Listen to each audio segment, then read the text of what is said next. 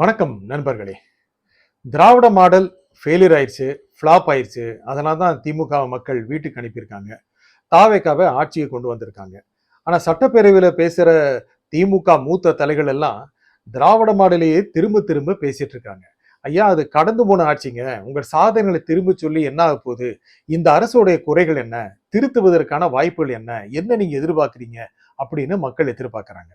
முக்கியமா சட்டப்பேரவை கூட்டத்தொடர் முதல்லனா நடந்தது அப்படின்னா, யாருமே பார்க்க மாட்டாங்க. அதுல என்ன பெருசா இருக்கு அப்படின்னு நினைப்பாங்க. பட்ஜெட் வரும்போது மட்டும் கொஞ்ச நேரம் பார்ப்பாங்க. ஆனா திரு விஜய் ஆட்சிக்கு வந்த பிறகு சட்டப்பேரவை கூட்டத்தொடர மக்கள் ரொம்ப ஆர்வமா பார்க்குறாங்க. ஒரு அனலிஸ்ட் சொன்ன மாரி ஐபிஎல் பார்க்குற மாதிரி இருக்கு. ஒரு ஒன் டே மேட்ச் பார்க்குற மாதிரி இருக்கு. இல்ல ஒரு 1 1/2 மணி நேரம் ஒரு ஃபுட்பால் மேட்ச் பார்க்குற மாரி இருக்கு. அந்த அளவுக்கு சுவையா இருக்கு. நல்ல விவாதங்கள் இருக்கு. ஒவ்வொருத்தரையும் நல்லா மக்கள் புரிந்து கொள்வதற்கான வாய்ப்பு கொடுக்குது. இது ஒரு முக்கியமான விஷயங்க. நம்ம சட்டப்பேரவை உறுப்பினர்கள் அங்க எப்படி பேசுறாங்க? அவங்க பாடி லாங்குவேஜ் என்ன? அவங்க கொஞ்சம் கர்வமா இருக்காங்களா? இல்ல ஆளுங்கட்சி கிட்ட எதிர்க்கட்சிக்காரங்க கொஞ்சம் பம்மி போறாங்களா? இதெல்லாம் நம்ம மக்கள் பார்த்துக்கிறதுக்கு ஒரு நல்ல வாய்ப்பு இருக்கு. புகார்கள் சொல்றதெல்லாம் எப்படி இருக்கு? உண்மை புகாரா? பொய் புகாரா? புதிதாக வந்த ஆட்சி 100 நாட்கள் மட்டுமே பூர்த்தி செய்துள்ள ஒரு ஆட்சியை பற்றி குறை கூறுவதன் மூலம் என்ன லாபங்களை திமுக அண்ணா திமுக காரங்க அடையறாங்க. இதெல்லாம் சட்டப்பேரவை கூட்டத்தொடரை, காட்சிகளை, அதனுடைய நேரலை ஒளிபரப்பி பார்க்கும்போது நமக்கு தெரியுது. எல்லாரும் முதல்ல டிவியில பார்த்துட்டு இருப்பாங்க. இப்போ பஸ்ல போறவங்க, ட்ரெயின்ல போறவங்க, கார்ல போறவங்க எல்லாம் மொபைல்ல, யூடியூப்ல எல்லாம் லைவ்ல பார்த்துட்டு இருக்காங்க. இப்போ பல்வேறு துறைகளுக்கான மானிய கோரிக்கை தொடர்பான விவாதம் நடைபெறுது. மானிய கோரிக்கை ஒவ்வொரு துறைக்கும் ஒரு ஃபண்ட் அலோகேட் பண்ணும்ல, எவ்வளவு நிதி அப்படின்னு. அது என்ன அப்படிங்கிறதுக்கான விவாதம்ங்க. அதுல எதிர்க்கட்சி உறுப்பினர்கள் எல்லாமே என்ன இந்த தன்னுடைய தொகுதிகள், தன்னுடைய சார்புள்ள நிலைமைகள், அப்புறம் தமிழகம் முழுக்க என்னென்ன தேவை அப்படின்னு பேசுவாங்க. அதற்கு ஆளுங்கட்சி சார்பாக அமைச்சர் பெருமக்கள் பதில் சொல்லுவாங்க. இதுதான் நடைமுறைங்க. உங்களுக்கு தெரிஞ்சிருக்கும். இதுல திமுக காரங்க பேசும்போது எல்லாமே திராவிட மாடல் ஆட்சி, திராவிட மாடல் ஆட்சி தந்த எமது தளபதி திமுக தலைவர் அவர்கள் அப்படின்னு சொல்றாங்க. மக்கள் யாருன்னு கேட்கறாங்க. நான் தப்பா சொல்லல. திரு மு.க. ஸ்டாலின் 5 ஆண்டுகள் ஆட்சி செய்தாரு. ஆனா மக்களுக்கு இப்போ ரெலவெண்டா இல்லைங்க. உண்மையை சொல்லப்போனா அந்த மாதிரி அவங்க பேசினாவே ரொம்ப போர் அடிக்குது. நமக்கு மட்டுமல்ல, சட்டப்பேரவை உறுப்பினர்கள், அது மட்டுமல்ல அவங்க கட்சிக்காரங்களை நீங்க நல்லா பாருங்க. திமுக காரங்களோ அண்ணா திமுக காரங்களோ தன்னுடைய பழையகால வரலாற்றை எடுத்து பேசும்போது அவங்க கட்சிக்காரங்களை எப்ப முடிப்பாரோ அப்படின்னு மோபாயில் கை வச்சு உட்கார்ந்துருக்காங்க. கவனிச்சிங்கல்ல? அவங்களுக்கே சலிப்பா இருக்குங்க. பழைய காலத்து பேசி என்னங்க பிரயோஜனம்? இப்போ என்ன கரண்டா இருக்கு அதை பேசுங்க. இதை உருவாக்க புரட்சி தமிழர் யாருன்னா முன்னாள் முதலமைச்சர், முன்னாள் எதிர்க்கட்சி தலைவர், இந்நாள் அண்ணா திமுகவின் பொதுச் செயலாளர், சட்டப்பேரவை குழு தலைவர் திரு எடப்பாடி பழனிசாமி அவர்கள் தான்.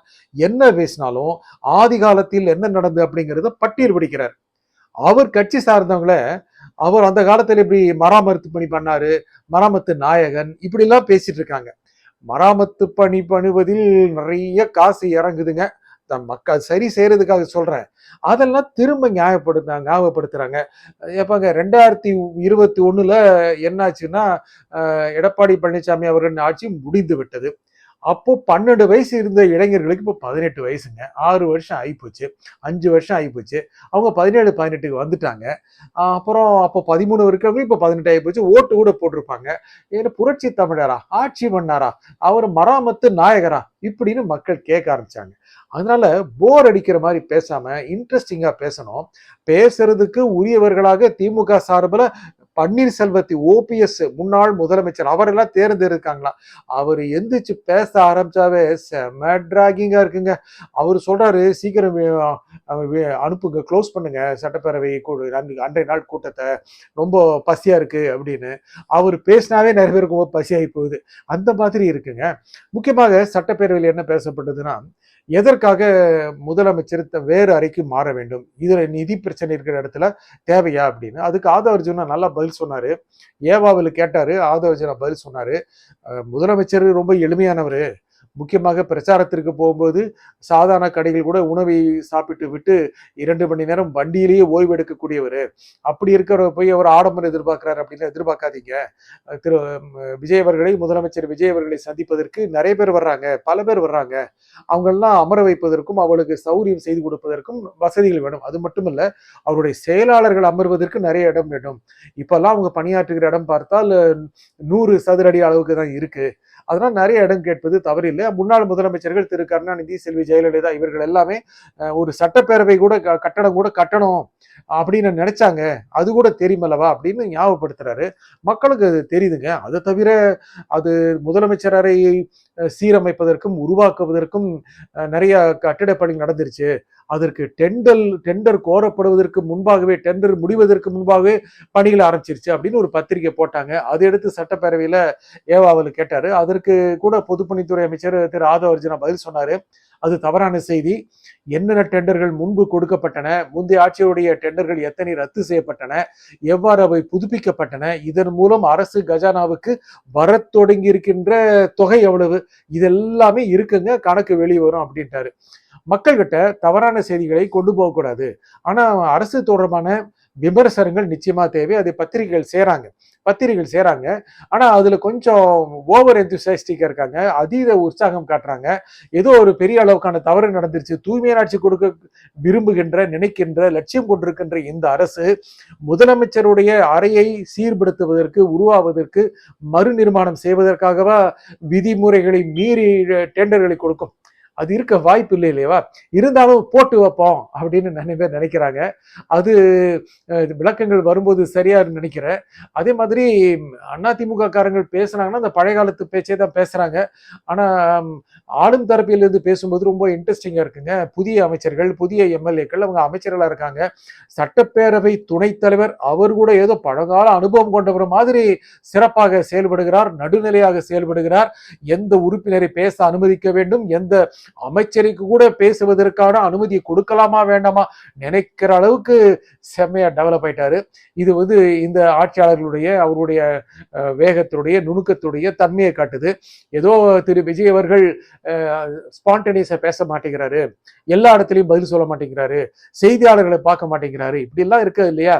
அடுத்த ஓராண்டில் மிக எளிதாக, எளிமையாக கேட்கின்ற கேள்விக்கு டான் என்று பதில் சொல்லக்கூடிய திறன் வாய்ந்தவராக திரு விஜய் இருப்பார். அதே போல் அடுத்த ஆண்டு முதல் நிச்சயமாக செய்தியாளர்களை சந்திப்பார். இதுவரை யாரும் காணாத, எந்த முதலமைச்சரும் செய்யாத அளவுக்கான தாக்கம் கொடுப்பதாக இருக்கும். ஏன்னா அவருடைய கிராஃப் வளர்ந்துட்டே இருக்கு.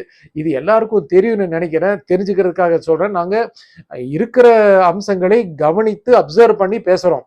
ஒரு தனித்திறமையாளர் எப்படிப்பட்டவங்க பார்த்து சொல்றோம், யாருக்கு சார்பாக இல்லை. செல்வி ஜெயலலிதா முதலமைச்சர் ஆவதற்கு முன்னால இவங்க நடிகையாக இருந்தவங்க தானே, இவங்க எல்லாம் என்ன பண்ணிடுவாங்க நிறைய பேர் கேட்டாங்க. பத்திரிகை எழுதிச்சு. அவங்க வந்த பிறகு அவங்களுடைய ஆளுமை கண்டு, அவங்களுடைய உறுதி கண்டு எல்லாருமே வியந்து நின்னாங்க. இரும்பு பெண்மணி எல்லாம் சொன்னாங்கல்ல, எதை பத்தி கேட்டாலும் பதில் சொன்னாங்கல்ல, அந்த அளவுக்கு தன்னை வளர்த்துக்கிட்டாங்க. அதே மாதிரி எடப்பாடி பழனிசாமி அவர்கள் கூட முதலமைச்சர் ஆவதற்கு முன்னால் கொஞ்ச நாள் தயங்கி தான் இருந்தாரு, அப்புறம் டெவலப் ஆயிட்டாரு. அதே போல் திரு விஜய் அவர்களும் மிகச்சிறந்த அளவுக்கான முதலமைச்சராக நிச்சயமாக வெளிப்பட்டு கேட்கப்படும் கேள்விகளுக்கு பதிலளிக்கக்கூடிய அளவுக்கு திறன் வாய்ந்தவராக மாறுவார். நன்றி, வணக்கம்.